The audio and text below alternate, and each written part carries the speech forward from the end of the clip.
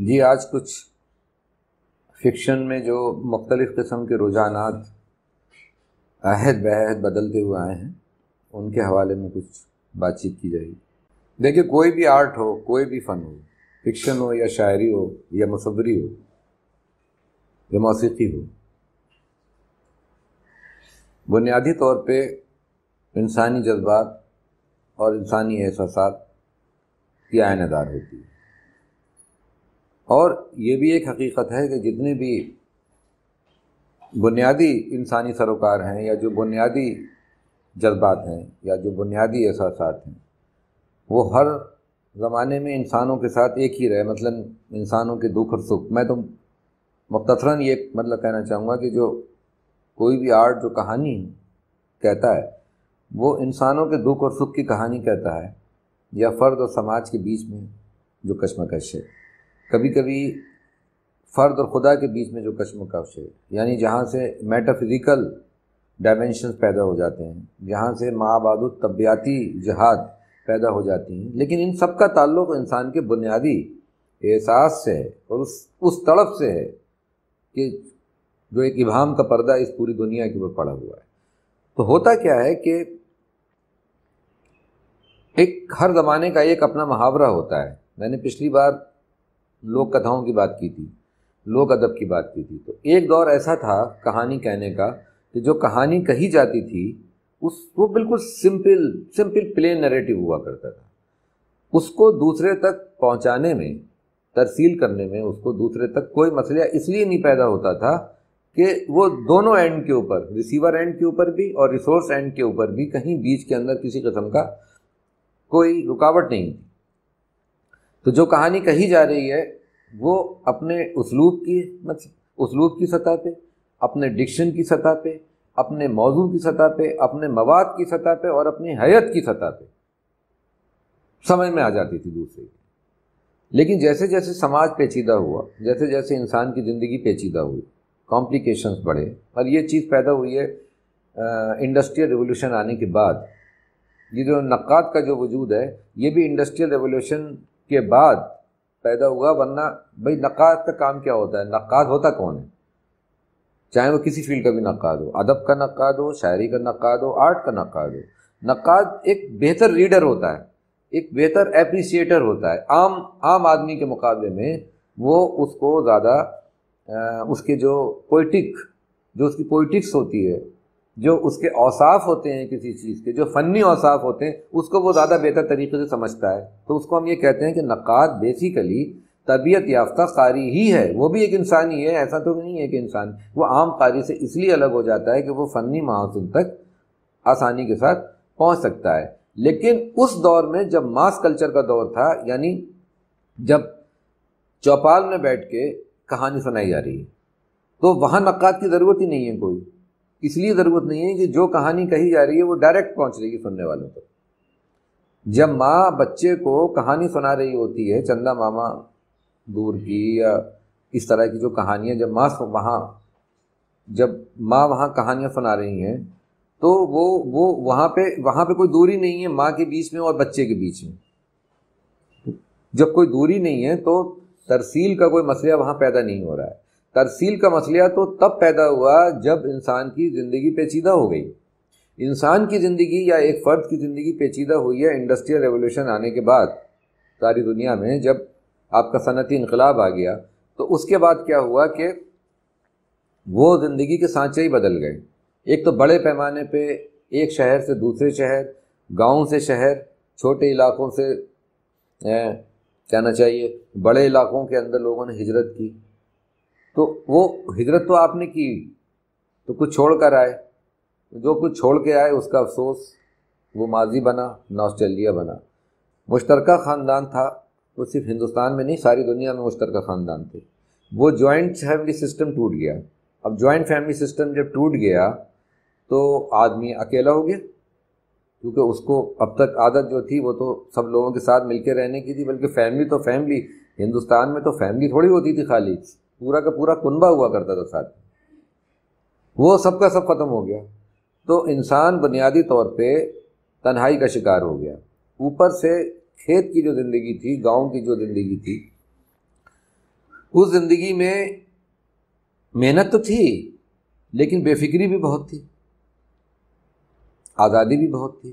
آپ کا کھیت ہے، آپ کی زمین ہے، آپ کی فصل ہے، آپ اگائیے، آپ محنت بھی کر رہے ہیں لیکن آپ ساتھ ساتھ میں گانا بھی گاتے جا رہے ہیں کھیت میں، بیلوں کے گلے میں گھنٹی بجی ہوئی ہے، آپ اس کے ساتھ ساتھ بیل گاڑی بھی چلاتے جا رہے ہیں، تفریح کے موقع بھی ہیں، بڑے پیمانے پہ چوپال میں بیٹھ کے رات کو آپ حقہ مطلب گڑگڑا کے اور کہانیاں سن رہے ہیں، تو وہاں کوئی پرابلم ہی نہیں تھی نا، کوئی چیز تو زندگی آسان ہے تو آپ کا جو فن ہے وہ بھی آسان ہے، جب زندگی آسان ہے تو ادب بھی آسان ہے، تو فکشن بھی آسان ہے۔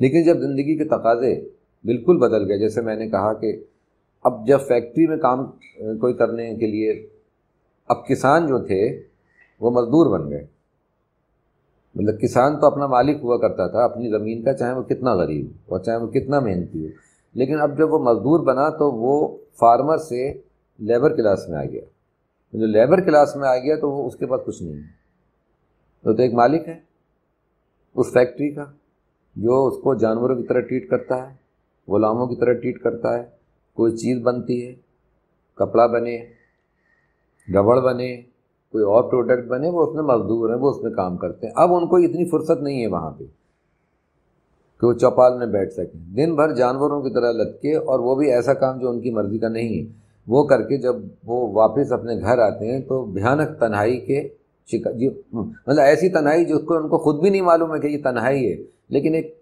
ایسی پسمردگی، ایک ایسی افسردگی ان کی زندگی میں اور ایک ایسی الجھن ان کی زندگی میں پیدا ہو جاتی ہے جو ان کے رشتوں کو اور رشتوں کے بیچ میں کھائیاں پیدا کر رہی ہے۔ تو وہ جو سماج کے ساتھ جو کلوز ریلیشن شپ تھی فرد اور معاشرے کے بیچ جو جڑاؤ تھا، جو قربت تھی، وہ ختم ہوتی چلی گئی دھیرے دھیرے۔ میں اکثر یہ ایک مثال دیتا ہوں کہ اس پوری صورتحال کو چارلی چیپلن بہت مشہور، اس کی ایک فلم تھی لائم لائٹ میں انہوں نے اس مسئلے کو اس طرح پیش کیا تھا کہ اس میں ایک نوجوان ہے جو بے روزگار ہو گیا ہے، گاؤں میں کہیں کوئی دھندا نہیں ہے کرنے کے لیے، تو اس کو شہر جانا پڑتا ہے، اور شہر میں ایک اخبار کے دفتر میں اس کو نوکری ملتی ہے، مطلب اخبار کے دفتر سے مطلب یہ کہ پریس میں، پڑھا لکھا نہیں، تو جہاں اخبار چھپتا ہے وہ چھپانے کا کام اس کا ہے، اس کی ماں ہے، اس کا اور کوئی نہیں، اس کی ایک ماں ہے، ماں سے اسے بے پناہ پیار ہے، اور ماں کو اس سے ہے وہ بہت ہی کلوز ریلیشن ہے، لیکن جانا پڑتا ہے وہاں جا کے اس فیکٹری کی دنیا میں اس کو اتنا ٹائم ہی نہیں ملتا کہ اپنے جذبات کو بیان کر سکے، اپنے جذبات کا اظہار کر سکے۔ اب تو پریس دوسری طرح سے چلتا ہے، ڈیجیٹل سب کچھ ہو گیا ہے، یہ بات ہو رہی ہے 18ویں صدی 19ویں صدی۔ اس میں یہ ہوتا تھا کہ بڑے بڑے سے پائپ ہوا کرتے تھے تندور کی طرح کے، سادہ کاغذ ایک میں ڈالا جاتا تھا اور دوسرے سے نکالا جاتا تھا، ایک ہاتھ سے ڈالنا ہے، ایک ہاتھ سے نکالنا ہے، ایک ہاتھ سے ڈالنا ہے، ایک ہاتھ سے نکالنا ہے، مشینیں لگاتار چل رہی ہیں، اس میں آپ رک نہیں سکتے وہ کام کرنے میں، وہ یہ کر رہا ہوتا ہے، اوپر بیٹھا ہوا ہے، شور مچا ہوا ہے، اسی میں اس کی ماں کا خط آ جاتا ہے، ڈاکیا لا کے اس کو اس کی ماں کا خط دیتا ہے۔ 1 مہینہ ہو گیا تھا، وہ نیچے سے اس کا ایک ساتھی یا کوئی شاید اس کا سپروائزر ہی تھا، اس سے غلطی یہ ہوتی ہے کہ وہ آواز لگا دیتا ہے نیچے سے، اور وہ کہتا ہے جان یور لیٹر،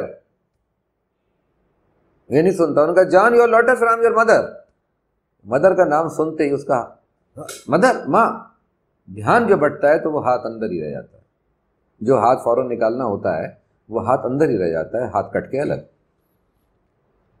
مشین کے اندر ہاتھ آ گیا، ہاتھ کٹ کے الگ ہو گیا، فیکٹری کے کسی کام کا نہیں ہے۔ کارخانے کے مالک نے کہا کہ یہ لو بھائی 15 دن کی تنخواہ رکھو اور جاؤ جہاں جانا ہے۔ اپاہج ہو کے گاؤں میں ماں کے پاس آ کے بھیک مانگتا ہے، یہ اینڈ ہے، یہ تو کہانی ہے۔ بات کیا ہے؟ بات یہ ہے کہ مشینی زندگی کے اگر آپ نے مشینی زندگی کو اپنایا ہے تو جذبات کی دنیا کو پھینک دیجیے نکال کے۔ ہونا تو یہ چاہیے تھا کہ وہ اگر کہتا ہے کہ جان یور لیٹر مدر تو سنتا ہی نہیں، دھیان ادھر ہوتا، لیکن مشین کو نیگلیکٹ کرا۔ اگر آپ نے مشین کو نیگلیکٹ کرا تو مشین آپ کو کھا جائے گی، سمجھ رہے ہیں آپ؟ مشین ماسٹر ہے، مالک ہے آپ کی، خاص طور سے فیکٹریوں میں کام کرنے والی. اور اب تو یہ جو جب سے یہ ڈیجیٹل ہے یہ بھی دیکھیے مالک دوسری طرح سے، یہ میں ایک اور بحث ہے، لیکن یہ بھی مالک بنی ہوئی. اس نے آپ کی جو ذہنی زندگی ہے نا اس پہ پورا قبضہ کر لیا ہے. کوئی دنیا کے اندر کوئی آدمی نہیں ہوگا، کوئی بچہ بھی ایسا نہیں ہوگا جو کہ ہر وقت بیٹھا ہوا خاص طور سے رات کو یہ نہ کر رہا ہو. یہ آپ کی ذہنی زندگی کو ہڑپ کر چکا ہے نا پوری طرح سے. تو آپ اب فرد کی زندگی پیچیدہ ہوئی نہیں ہوئی، یہ والے مسائل تو آتے ہی نہیں تھے وہاں تو کھیت میں اگر کسی کے ساتھ کوئی ایکسیڈنٹ بھی ہوا، بیل نے کسی کے سینگ بھی مار دیا تو پورا کھیت پورا گاؤں وہاں موجود ہے اس کی مدد تیمارداری کرنے کے لیے. اور یہاں تو اس کا ہاتھ کٹ گیا تو کوئی پوچھنے والا نہیں ہے. تو فرد اور سماج کا رشتہ پیچیدہ ہونے کی وجہ سے ہمارا آرٹ، اور اگر ہم فکشن کی بات کر رہے ہیں تو فکشن وہ نہیں رہا جو کہ پہلے تھا. فکشن کے تقاضے بدل گئے، کیونکہ میں نے کہا نا کہ انسان بدل گیا، انسان کے جذبات احساس بدل گئے، اس میں نئی نئی چیزیں پیدا ہو گئیں، اس میں تنہائی کا جذبہ پیدا ہو گیا، اس میں الگاؤ کا جذبہ پیدا ہو گیا، اس میں ایلینیشن پیدا ہو گیا. ایلینیشن ویسے بھی مزدور کو بہت ایلینیشن تھا فیکٹریوں کے زمانے میں. ایلینیشن یہ ہوتا ہے کہ وہ جو چیز بنا رہا ہوتا ہے اپنے ہاتھ سے اسی سے اس کا کوئی رشتہ نہیں تھا. ایک قالین بنا رہا ہے مزدور قالین بنا رہے ہیں بیٹھے ہوئے فیکٹری میں، اس میں ان کا آرٹ ہے، اس میں ان کا ہنر ہے، ڈیزائن تیار کر رہے ہیں، یہ سب کر رہے ہیں، لیکن وہ قالین تو ان کے گھر میں کبھی جا ہی نہیں سکتی، نہ ان کا ایسا گھر ہوگا نہ وہ قالین ان کے گھر تک کبھی جائے گی. وہ اس قالین کو بنانے میں وہ کارپیٹ جو بک رہی ہے، وہ جو مالک ہے وہ اس کو بیچ رہا ہے اگر مثال کے طور پہ 100 روپے کا، تو اس کو تو وہ 2 روپے دے رہا ہے. تو ان کے پاس تو وہ ایکسپورٹ کر رہا ہے، اس کے پاس تو وہ اگر وہ چیز کوئی اس نے بنائی تھی اس کو بھرپور مزدوری اس کی ملتی تب بھی وہ اس سے کوئی رشتہ جوڑتا. تو یہ کہا جاتا ہے کہ اپنی ہی بنائی ہوئی چیز سے ایلینیٹ ہو گیا، یعنی بن رہا ہے لیکن ہمارے لیے ہم سے کیا مطلب. ہم فیکٹری میں کام کر رہے ہیں لیکن فیکٹری ہماری نہیں ہے، لیکن جب ہم کھیت پہ کام کر رہے ہوتے ہیں تو کھیت میرا ہے، یہ بیل میرا ہے، یہ بیل گاڑی میری ہے، یہ جو گیہوں آیا ہے اگ کے یہ میرا ہے، چاہے اتنا سا آیا ہے. تو یہ جو آدمی کا وجود اندر سے ٹکڑے ٹکڑے ہو گیا، جو اس کا میں تھا نا، میں آئی وہ بالکل بکھر گیا. اور یہ سماج اور فرد کے بیچ میں ایک عجیب و غریب کشمکش پیدا ہو گئی. اس کشمکش نے ناول پیدا کیا ہے، ورنہ تو لوک کتھاؤں کا زمانہ تھا، لوگ کتھائیں کہتے رہو تفریح کے اندر. میں نے کہا نا کہ نقاد کی ضرورت نہیں تھی، اس لیے نقاد کی ضرورت نہیں تھی کہ جب کوئی کہانی سنائی جا رہی ہے تو اس کہانی کا وہی مطلب ہے جو کہ تم بھی سن رہے ہو، جو کہ تم بھی سمجھ رہے ہو اور تم بھی سمجھ رہے ہو. جب ایسی چیز سامنے آئی اور جب آرٹ کا ایسا پیمانہ سامنے آیا جس کو کہ عام آدمی کو سمجھانے کی ضرورت پڑی، تب نقاد پیدا ہوا. تو نقاد کون ہوا؟ تربیت یافتہ قاری ہوا، اور آسمان سے اتری ہوئی کوئی مخلوق نہیں. وہ آپ کو بتائے گا کہ دیکھیے یہ اس میں اس چیز کی سمبل ہے، یہ اس میں علامت کے طور پہ استعمال کیا گیا ہے. فیس ویلیو ختم ہو گئی. کہتے ہیں نا کہ جو پہلے فیس ویلیو تھی کہ جو بھی بات کہنا ہے وہ بالکل ڈائریکٹ کہہ دینا، وہ چیز ختم ہو گئی. اب فن نے نئے طریقے ڈھونڈنا شروع کر دیے، کیونکہ ڈائریکٹ بات کہہ نہیں سکتے ہیں اب. اور جتنے فنی اوصاف پیدا ہوئے ہیں، جو ادب کا ارتقاء ہوا ہے، شاعری کا ارتقاء ہوا ہے، وہ اسی فنی اوصاف کی وجہ سے پیدا ہوئی. جس میں ہم نے شاعری میں اگر دیکھیں تو ہم نے استعارے کی ایجاد کی، ہم نے تشبیہ کی ایجاد کی. یہ سب کہاں سے آئیں چیزیں؟ مطلب آپ کہیں بھی دیکھیے پھر تو ڈائریکٹ بات نہیں کہی جا سکتی ہے، زندگی پیچیدہ ہو گئی. اور سب سے بڑی بات یہ ہے کہ باہر کی دنیا سے زیادہ انسان کے اندر کی جو داخلی دنیا تھی وہ زیادہ پیچیدہ ہو گئی. چونکہ جو باہر کی زندگی اور اندر کی زندگی میں ہر وقت ایک ٹکراؤ اور ایک کشمکش رہتی ہے. اس باہر کی دنیا میں فرد دوسرے افراد بھی آ جاتے ہیں اور باقی سب چیزیں اشیاء بھی آ جاتی ہیں. مطلب ایک پیڑ بھی آ جاتا ہے، ایک ندی بھی آ جاتی ہے، ایک پہاڑ بھی آ جاتا ہے، لیکن سب سے زیادہ تو انسان آتے ہیں. کیونکہ ہر انسان اپنے آپ میں الگ ہے، تو اس لیے کوئی بھی کسی کو شیئر نہیں کر رہا ہے. اگر شیئر کر رہے ہوتے تو پہلا قتل حابیل قابیل کا کیوں ہوا ہوتا؟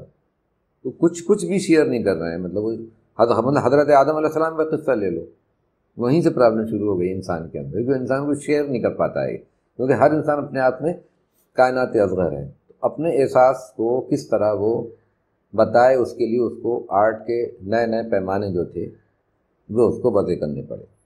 تو شروعات میں تو بالکل یہ رہا ساری دنیا میں کہ کیونکہ جو بالکل شروعات تھی نا چیزوں کی، جو میں نے تم کو اس سے پہلے والے لیکچر کے اندر ہم نے ذکر کیا تھا کہ لوک کتھائیں، زبانی دیکھیے جو بیانیہ ہوتا ہے، جو لوک کا مطلب یہ ہے کہ اس میں جو زبانی بیانیہ ہوتا ہے اس کو کوئی سمجھنے کی ضرورت ہوتی نہیں، کیونکہ وہ زبانی سنایا جاتا ہے۔ اسی لیے آپ کبھی دیکھیے کہ داستان کے نقاد نہیں ملیں گے آپ کو،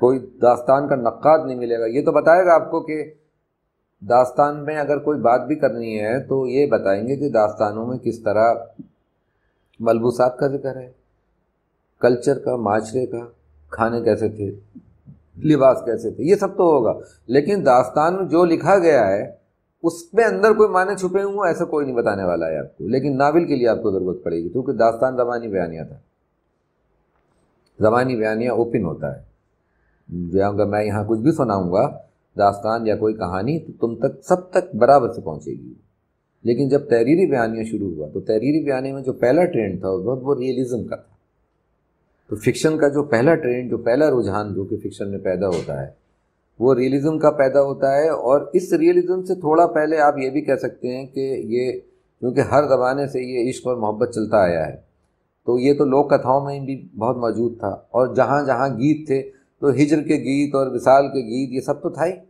لہذا یہ اس دنیا سے باہر نکالنا، کس رومانی دنیا سے باہر نکال کے زندگی کی تلخ حقیقتوں کو ان کو قبول کرنا، ان کو سمجھنا اور ان کا اظہار کرنا سے ریئلزم کا ایک تصور پیدا ہوا، اور جس میں مارکس کا بہت بڑا زور، کارل مارکس اگر نہ آتے تو یہ ریئلزم کا تصور نہیں پیدا ہوتا، یہ کارل مارکس نے ہمیں پہلی بار بتایا کہ دیکھیے یہ ساری چیزیں جو ہیں یہ مادے سے پیدا ہوتی ہیں۔ دیکھیے میرا ماننا یہ ہے کہ ادب میں،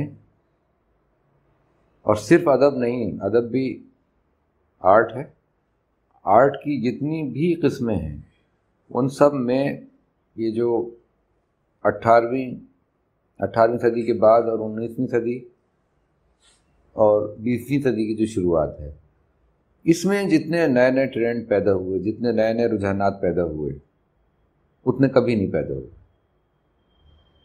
یعنی اب ہمارے زمانے میں کوئی بہت نئے رجحان کی بات ہم نہیں کرتے ہیں، لیکن جو زیادہ تر رجحانات جو ہیں یا بڑے پیمانے کے اوپر جو آئیڈیاز پیدا ہوئے، یہ زمانہ کہا جاتا ہے آئیڈیاز کے پروڈکشن کا، اس میں انسان کے پاس خیالات کی دولت آئی، علم کی دولت آئی، اسی لیے اس کو ہم رینیسانس پیریڈ جو کہ یہاں ہم اپنے اردو کے اندر بھی ہم 1857 کے بعد کا جو دور ہے اس کو ہم نشاط ثانیہ میں گنتے ہیں اردو میں، لیکن ساری دنیا کے اندر اگر آپ دیکھیں تو یہ جو معاملہ چلا آ رہا ہے 18ویں صدی کے بعد سے، اس میں ایک طرح کا ایک انلائٹمنٹ ہے۔ تو یہ جتنے ادب میں جو بھی ٹرینڈ آئے ہیں ان سب کے پیچھے کوئی نظریہ یا کوئی فلسفہ کام کر رہا ہے، وہ ایسے نظریہ، وہ ایسے آئیڈیا ہے کوئی نہ کوئی جس نے کہ بڑے پیمانے پہ انسانوں کی زندگی کو بدلا ہے، انسانوں کی سوچ پہ وہ اثر انداز ہوا ہے، اور انسانوں کے جو ادراک ہیں اور جو اس کے حواس و ادراک ہیں ان کو اس نے متاثر کیا ہے۔ تو اس میں دیکھیے ایک مارکس کا نام ہے، کارل مارکس کا نام ہے، یہ جو آپ کے 19ویں صدی کے آخر اور 20ویں صدی کی شروعات جن مطلب بڑے پیمانے پہ جن لوگوں نے یہ سب نظریے ساز بھی کہے جاتے ہیں اور انہوں نے دنیا کو بدلا ہے، اور ایک فرائڈ ہے، اگر ہم نفسیات کی دنیا میں دیکھیں تو وہاں پہ ہمارے سامنے فرائڈ ہے، فلسفے کی دنیا میں دیکھیں تو ہمارے سامنے نیٹشے ہیں، سائنس کی دنیا میں اگر ہم دیکھیں تو ڈارون ہے، چارلس ڈارون ہے۔ میں ایک ایک کر کے بات بتاؤں گا آپ کو، ابھی یہاں پہ مارکس کے بارے میں دیکھیے،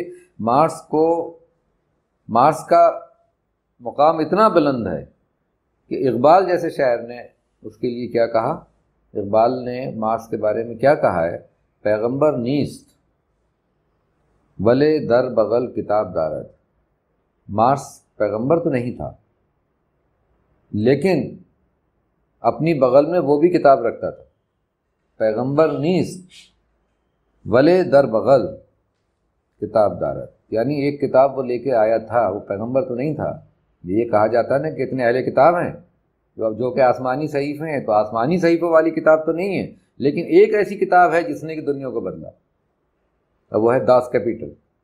داس کیپیٹل میں اس نے جس طرح سے پوری آپ کی معاشیات کو، پوری تاریخ کو، پورے انسان کے شعور کو بدل کے رکھ دیا۔ اس سے پہلے ہم یہ مانتے تھے سارا جتنا فلسفہ تھا، اور میں فلسفے کی بات اس لیے کر رہا ہوں کہ وہی فلسفہ ہماری شاعری میں اور ہمارے افسانوں میں اور ہمارے ناولوں میں چھلکتا تھا کہ سب کچھ شعور ہوتا ہے، مادہ تو کچھ نہیں ہے۔ جس طرح یہ کہا جاتا ہے کہ سب کچھ، جسم تو کچھ ہوتا نہیں ہے، روح ہی سب کچھ ہوتی ہے۔ جیسے جسم مادہ ہے اور روح شعور ہے، تو روح کی باتیں تو بہت ہوتی ہیں کہ روح تو کبھی مرے گی نہیں، اور روح تو لافانی ہے، روح کو تو کبھی، لیکن جسم تو کوئی بات ہی نہیں ہے، جسم تو فانی ہے۔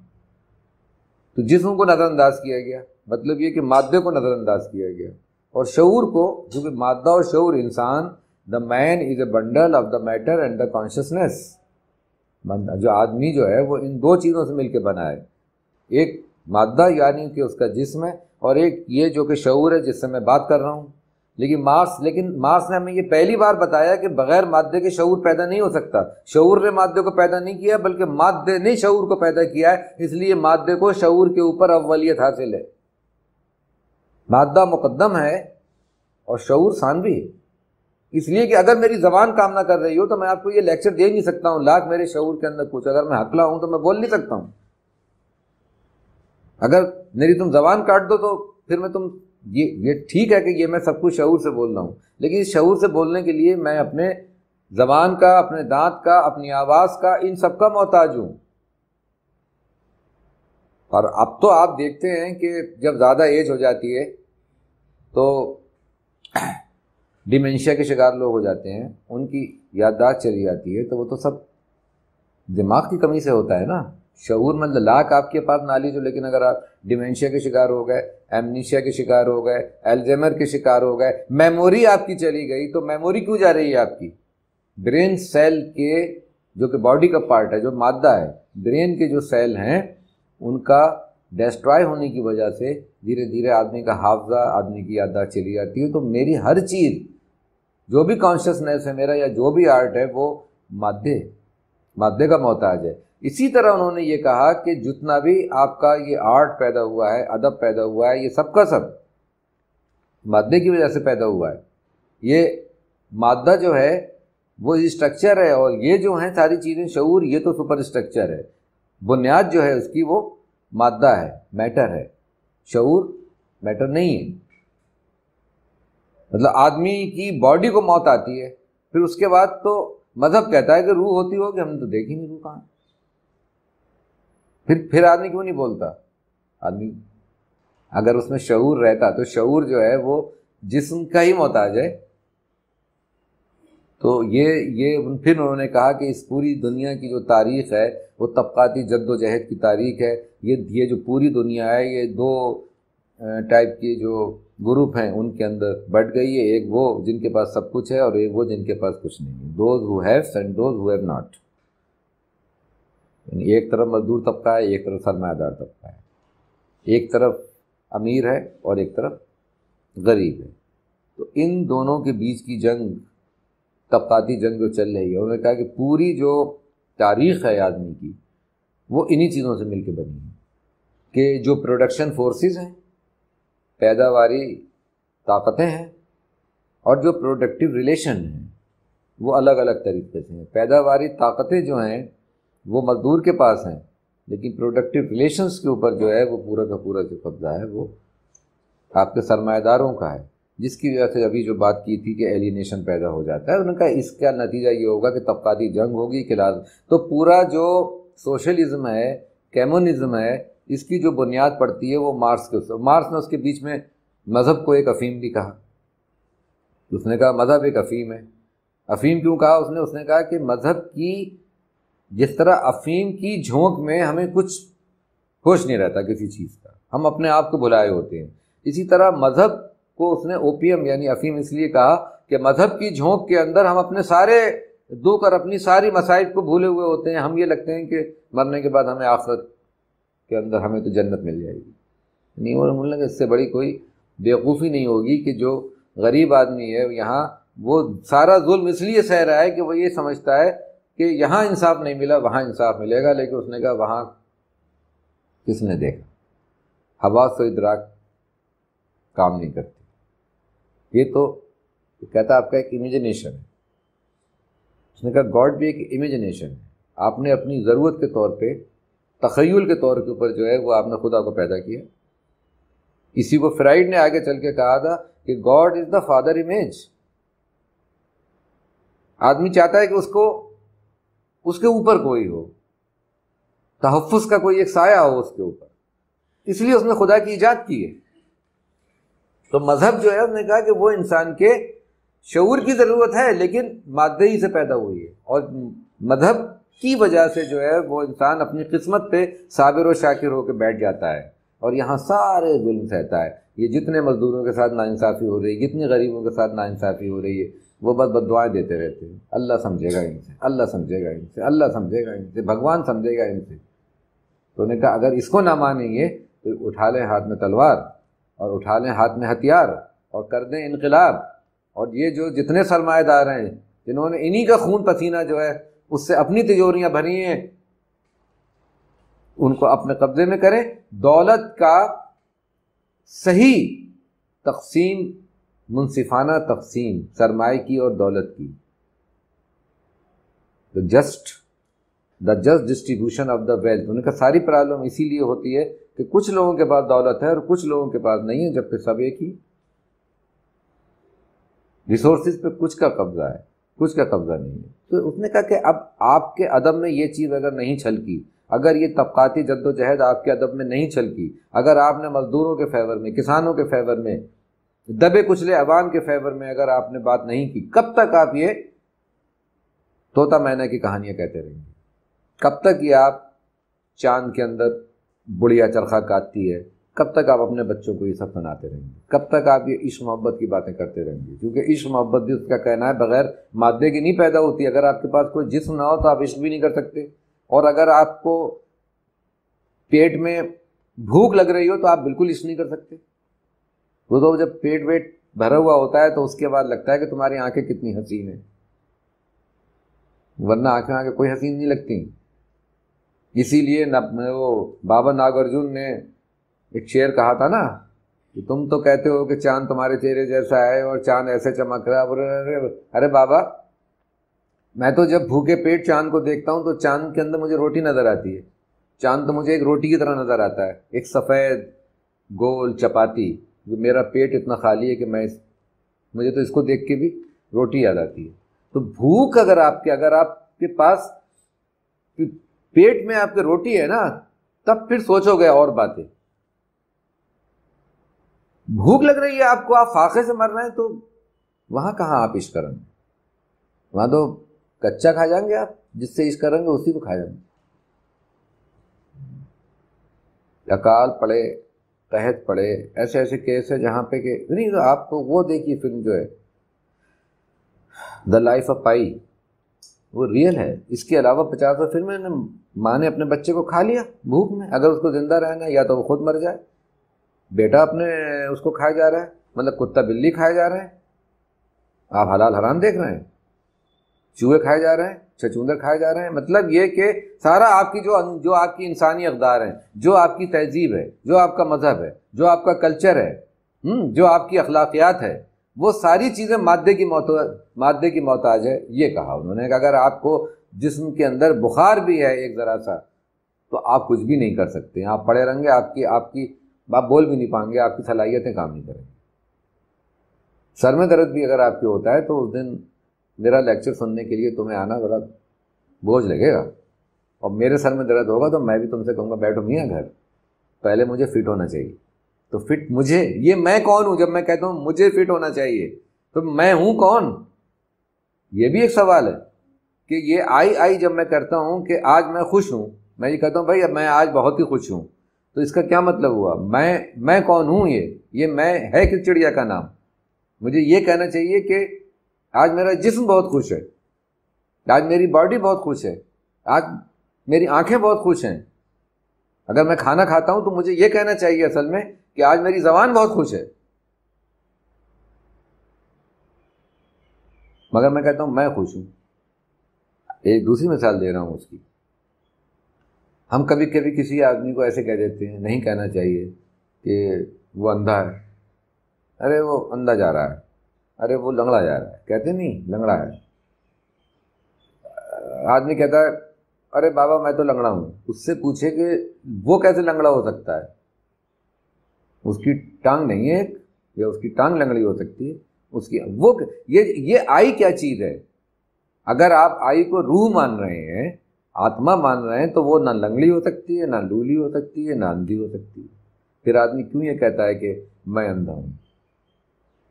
تو یہ بڑے کانٹرڈکشنس ہیں، یہ بڑے سوچنے والی باتیں ہیں، یہ بڑی سمجھنے والی باتیں ہیں کہ یہ آئی، یہ میں ہے کس چڑیا کا نام؟ جب میں کہتا ہوں کہ میں تم سے پیار کرتا ہوں، تو یہ کون ہے میں جو یہ کہتا ہے کہ میں تم سے پیار کرتا ہوں؟ مارکس نے کہا کہ ان سب کو بدل دو، اور تمہارے ادب میں وہ سب چھلکنا چاہیے، وہ زندگی جو کارخانوں کے مزدوروں پہ جو بیت رہا ہے، جو غریبوں پہ بیت رہا ہے. جس طرح سے مزدور کلاس سے مطلب خالی یہ وہ والا مزدور نہیں، رکشے والا بھی ہو سکتا ہے جو کھینچ رہا ہے. لہذا ساری دنیا میں ترقی پسند تحریک جو آئی ہے وہ مارکس کے ذریعے ادب میں آئی ہے، اور ایک یہ ریئلزم کا پورا ایک سلسلہ چل نکلا جس کو انہوں نے حقیقت نگاری کا نام دیا. یہ جو رجحان ہے اس کو ان لوگوں نے حقیقت نگاری کا رجحان دیا. بڑا سمجھنے والی بات ہے کہ جو ٹھوس حقائق ہمارے سامنے ہیں، تخیل کی باتیں ہمیں نہیں کرنی ہیں، جو ٹھوس حقائق ہمارے سامنے ہیں ہم ان کے بارے میں لکھیں گے. لہذا مغرب میں ایسے بہت ناولس لکھے گئے، فکشن، اس میں مطلب کوئی ایک دو نہیں ہے، بہت سے ہیں. اور یہ اگر آپ اردو کی بات کریں تو یہ جو ٹرینڈ آپ کے یہاں پیدا ہوا ہے، اس لوگ یہ کہتے ہیں کہ ڈپٹی نذیر احمد کے یہاں سے پیدا ہوا ہے. جو ٹھوس حقائق ہیں، جو عرضی حقیقتیں ہیں، وہ مطلب نذیر احمد کے یہاں پیدا ہوئی. تو یہ تو ٹھیک ہے کہ نذیر احمد کے یہاں پیدا ہوئی ہیں، حالانکہ نذیر احمد نے ان کو ناول نہ کہہ کے تمثیل کا نام دیا تھا، کیونکہ اردو میں ناول کا لفظ ہی نذیر احمد کے زمانے تک نہیں تھا. اردو میں ناول کا لفظ عبدالحلیم شرر نے استعمال کیا پہلی بار 1909 میں. تو اس سے پہلے جتنی بھی چیزیں ہیں وہ ناول کے نام سے شائع نہیں ہوئی، تمثیل کے نام سے شائع ہوئی، نثری قصے کے نام سے شائع ہوئی. نذیر احمد کو ہم اس لیے آج اردو کا پہلا ناول نگار ماننے کے اوپر مجبور ہیں کہ انہوں نے وہ بلبل اور گل اور پھول کے قصوں سے ہمیں ہٹا کے اور ٹھوس جو حقیقی زندگی تھی اس سے ہمیں روشناس کرایا. ٹھیک ہے، لیکن کیا پرابلم ان کے یہاں پیدا یہ ہو گئی کہ ان کے یہاں اصلاح کا جذبہ جو تھا وہ اتنا حاوی ہو گیا جو کہ فکشن کا تقاضا نہیں ہے. پھر دوسری بات یہ کہ انہوں نے ایک خاص قوم کی بات کی، ایک مخصوص قوم کی بات کی ہے نا. انہوں نے جو مڈل کلاس مسلمان تھا اس وقت کا، اس کا جو متوسط جو اس کا طبقہ تھا مڈل کلاس، اس کی اصلاح کی انہوں نے کوشش کی. اور اس میں بھی انہوں نے جو عورتیں تھیں تو ان کو انہوں نے بالکل بس یہی کہا کہ بس تم تو خاتون خانہ بنی رہو، تم کہاں پی ایچ ڈی اور ایم فل کرو گی، تمہیں کیا مطلب ہے. تو لیکن ترقی پسند تحریک آنے کے بعد جہاں سوسائٹی کا اور فرد کا جو رشتہ تھا وہ واضح طور پہ سامنے آیا، تو ہمارے یہاں جو مطلب ریئلزم کا تصور ہے وہ سب کو معلوم ہوگا یہاں، یعنی پریم چند سے شروع ہوتا ہے.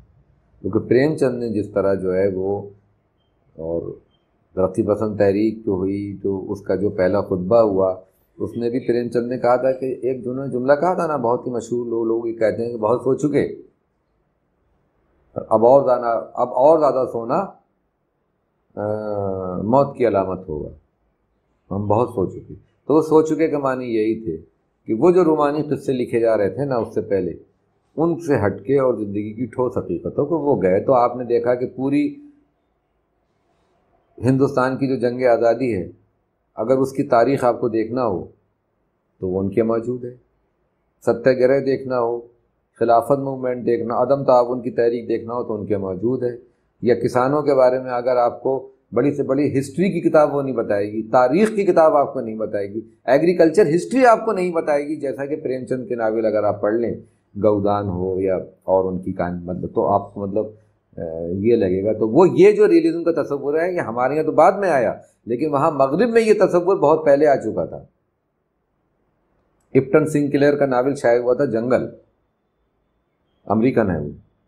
شکاگو میں آج بھی دنیا کا سب سے زیادہ جو میٹ انڈسٹری ہے وہ شکاگو میں ہے. اس سے زیادہ کہیں نہیں ہے امریکہ میں. میٹ انڈسٹری کے لیے مشہور ہے شکاگو. تو وہاں کے جو کارخانے تھے گوشت کے جہاں جانور کٹتے تھے، اور اس کا جو بیان جیسا کہ سنکلیئر نے کیا ہے اس کا کوئی جواب نہیں ہے. آپ بار بار آپ کو پڑھنا چاہیے کس طرح وہاں جانور کٹ رہے ہیں اور وہاں کے مزدوروں کا کیا حال ہے. مشینوں سے جانور کٹ رہے ہیں، اور اس کے اندر جو ان کے مزدور ہیں، جو ان کے لیبر کلاس ہیں. اس کے علاوہ اپٹن سنکلیئر کے علاوہ جیک لنڈن تھے، انہوں نے بہت سی چیزیں لکھی آئرن ہیل کر کے. ایک پورا ٹرینڈ دنیا کے ہر مطلب ملک کے اندر جو تھا وہ ایک خاص قسم کی جو حقیقت نگاری کا رجحان. اگر آپ روس کی بات کریں تو ٹالسٹائے وہاں پیدا ہو جاتے ہیں. تو وہ ایک خاص طرح کی مطلب جو چیز ہے وہ ایک حقیقت نگاری کا رجحان آپ کے یہاں پیدا ہو گیا. اور یہ حقیقت نگاری ہے کہ سامنے کی چیزوں کو ان کے ٹھوس مطلب ان کو ٹھوس شکل میں دیکھو، اور جو خارجی حقائق ہیں جو انسان کی زندگی پہ اثر ڈالتے ہیں، خارجی حقائق جس میں معاشی حقائق سب سے زیادہ ہیں. انہوں نے نفسیاتی حقائق کو بھی معاشی حقائق کی ہی پیداوار بتایا کہ جو نفسیاتی آپ کے اندر جو بھی وہ چیزیں پیدا ہوتی ہیں، نفسیاتی الجھنیں، وہ معاشی حقائق کی وجہ سے پیدا ہوتی ہیں. آپ کو دیکھنا یہ ہے کہ آپ کے زمانے میں آپ کے عہد میں اکنامکس کا کیا حال ہے. تو یہ معاشیات، سیاسیات، اس سے انہوں نے کہا کہ آپ کو کمیٹڈ ہونا چاہیے. لکھنے والے کو اس سے کمیٹڈ ہو کے لکھنا چاہیے کہ وہ جو بھی لکھے گا دبے کچلے عوام کی فیور میں لکھے گا. اب وہ ایسی کوئی چیز نہیں لکھے گا جو ایلیٹ کلاس کے لیے ہوگی یا ان کی ویلیوز کو جو ہے وہ اوپر اٹھائے گی. تو یہ پورا کا پورا ایک ٹرینڈ جو تھا وہ حقیقت نگاری کا پورا ٹرینڈ یہاں پہ پیدا ہوا. یہ فکشن کا بھی ٹرینڈ ہے، اور میں بالکل فکشن کی بات آئسولیشن میں نہیں مطلب کرنا چاہتا. میں تو سارے آرٹ کو ایک دوسرے سے ایک مربوط سلسلے میں جڑا ہوا دیکھتا ہوں. لہذا اس وقت اس زمانے میں جو پینٹنگ تھی وہ بالکل جو خارجی حقائق تھی ان خارجی حقائق کی ہو بہو تصویریں ہوا کرتی. جیسے اگر ہمیں کوئی پینٹنگ پھول کی بنانی ہے تو مصور کی سب سے بڑی کامیابی اس بات میں تھی کہ جیسا واقعی گلاب کا پھول ہوتا ہے مان لو، تو گلاب کے پھول کی طرح آپ ایک پھول بنا دیں. کہا جاتا ہے کہ مانی اور بیضاد اس زمانے میں ایک بہت مشہور دو یہ مصور ہیں ایران کے. انہوں نے ایسی ایسی چیزیں بنائی تھیں، ایسی مطلب انہوں نے وہ انگور کی پینٹنگ ایسی بنائی تھی انگور کے خوچوں کی کہ اس پہ مکھیاں آ کے لپٹ گئی تھیں ان کو دیکھ کے. مطلب کہا جاتا ہے تو کیا تھا کہ وہ خارجی حقائق کی ہو بہو تصویر کشی. یعنی یہ میز جو ہے، اس میز کی تصویر آپ کو اگر آپ کو تصویر کشی کرنی ہے تو ہو بہو یہ میز جیسی آپ کو آنکھوں سے نظر آ رہی ہے، چھو کے نظر آ رہی ہے، اس کا ایسا ہی بیان آپ کے ادب میں ہو جائے یا آپ کی پینٹنگ میں ہو جائے. یہ حقیقت نگاری جس کو انہوں نے حقیقت نگاری کہا. اس کا ایک دوسرا نام سوشل ریلیزم بھی ہے، سماجی حقیقت نگاری.